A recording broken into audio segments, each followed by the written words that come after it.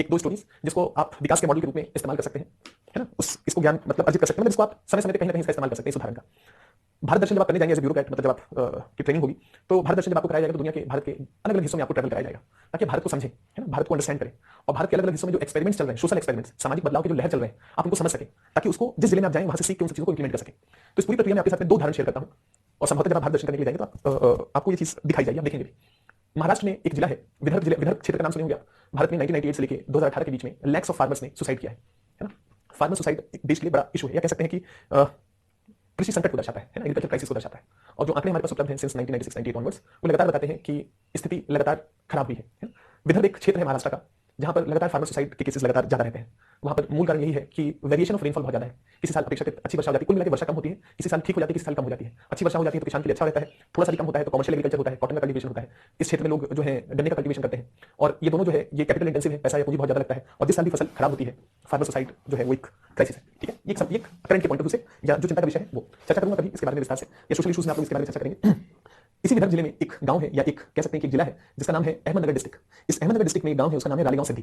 ये रालेगांव सिद्धि जो है जहां से अन्ना हजारे आते हैं। अन्ना हजारे जो है वो पहले आर्म फोर्सेस में थे, फौज में थे। फौज से रिटायर होने के बाद वो अपने गांव वापस गए। गांव गए तो उन्होंने देखा कि गांव में बहुत ज्यादा कुरीतियां हैं, बच्चे स्कूल नहीं जाते हैं, बच्चे स्कूल नहीं जाते हैं, लोग दिन भर बैठ के ताश खेलते रहते हैं, शाम को ड्रिंक करते हैं, है ना, और लगातार गांव से पलायन हो रहा है, मतलब आउट माइग्रेशन हो रहा है। ये सब चीजें उन्होंने देखा तो कुल मिला के गांव में बहुत सारी कुरीतियां उनको नजर आई। फिर उन्होंने इसके ऊपर चिंतन किया कि गांव में ऐसी स्थिति क्यों है।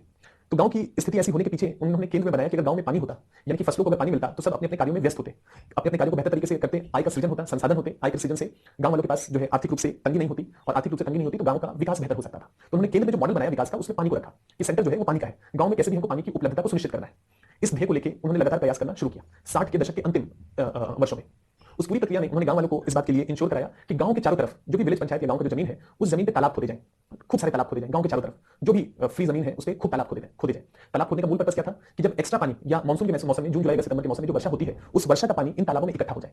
इन तालाबों में इकट्ठा होगा तो धीरे धीरे रिस करके वो ग्राउंड वाटर या जमीन के नीचे जाएगा, और जमीन के नीचे जाएगा तो वाटर लेवल लगातार बढ़ेगा और साथ ही साथ तालाब में पानी भी सुनिश्चित रहेगा। लेकिन संकट के समय में सपोज मान लीजिए कि किसी साल जून के महीने में या मानसून का जो सीजन है जून जुलाई सितंबर, उसमें मानसून फेल हो गया तो सारे तालाब सूख जाएंगे। सारे तालाब सूख जाएंगे तो पानी की उपलब्धता कैसे सुनिश्चित होगी? सालों से रिस करके जो इन तालाबों से पानी ग्राउंड वाटर में जा रहा था या भूमिगत जल बन रहा था, उससे भूमिगत जल स्तर बढ़ गया था। और भूमिगत जल स्तर बढ़ जाएगा तो जो भी आप कुएं खोदेंगे, नलकूप बनाएंगे, उनमें पानी की उपलब्धता सुनिश्चित हो जाएगी। और ऐसे शुष्क मौसम में ये भूमिगत जल आपको तरक्की का रास्ता दिखाएगा या आपके सामने जो पानी का संकट है उसको दूर करने में मदद करेगा। इस तरीके से एक सूखाग्रस्त क्षेत्र में एक ऐसा क्षेत्र, एक ऐसा गांव विकसित हुआ जहां पर कभी भी पानी की कमी नहीं होती है। और इस पानी की कमी का न होने के कारण यहाँ पर एग्रीकल्चर अच्छे से विकसित हुआ, कृषि कार्य अच्छे से विकसित हुए, लोग अपने काम में व्यस्त रहने लगे। फिर कुछ सामाजिक नियम उन्होंने बनाए। गांव में जितनी भी शराब की दुकानें थी उनको बंद कराया गया। महिला मोर्चा निकला, है ना, महिलाओं ने उसको बंद किया। ये इस बात को सुनिश्चित किया गया कि गांव की हर बच्ची स्कूल जाएगी, जो नहीं जाता था उसका हुक्का पानी बंद कर दिया जाता था, है ना, उसको समझ लीजिए कि कहा जाता था कि नहीं, हम आपके साथ किसी प्रकार का कोई संबंध नहीं रखेंगे। इन सारी चीजों ने एक सामाजिक परिवर्तन को बदला या सामाजिक परिवर्तन को दिशा दी। और इस पूरी प्रक्रिया में गांव में न केवल खुशहाली आई इकोनॉमिकली, बल्कि सामाजिक रूप से भी गांव में प्रोग्रेसिव चेंजेस हुए। सोसाइटी कैसे बनती है, समाज का निर्माण कैसे होता है, समाज कैसे प्रोग्रेस करता है ना, उसकी कुरीतियां कैसे दूर होती हैं। रालेगांव सिद्धि उसका एक मॉडल है, लेकिन उसके केंद्र में क्या था? वाटर की क्राइसिस को दूर किया जा सकता है। अंतर बस इतना है कि उसके लिए एफर्ट कम्युनिटी लेवल पे करना पड़ेगा, किसी एक व्यक्ति से ये संभव नहीं है। सब लोगों को मिलकर उसको लेकर रणनीति बनानी पड़ेगी। तो रालेगांव सिद्धि एक मॉडल है ना, और उसका आप जब बनेंगे, जब भारत दर्शन के लिए जाएंगे तो आपको विजिट कराया जाएगा जनरली ऐसे जगह पे, ताकि आप समझ सके कि कभी सपोज आप किसी सूखेग्रस्त जिले में कलेक्टर है तो कैसे वहां पर बदलाव लाया जा सकता है, आप इसका इस्तेमाल कर सकते हैं।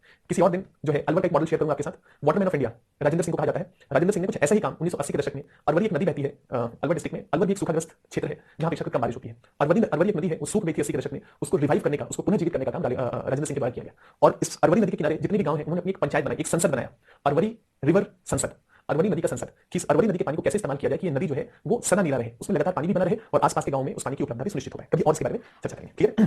तो जो पॉइंट है मेरा वो ये है कि शुष्कता है, ये प्राकृतिक है, लेकिन जो संसाधन है उसको कैसे हम जुडिशियसली इस्तेमाल कर सकते हैं।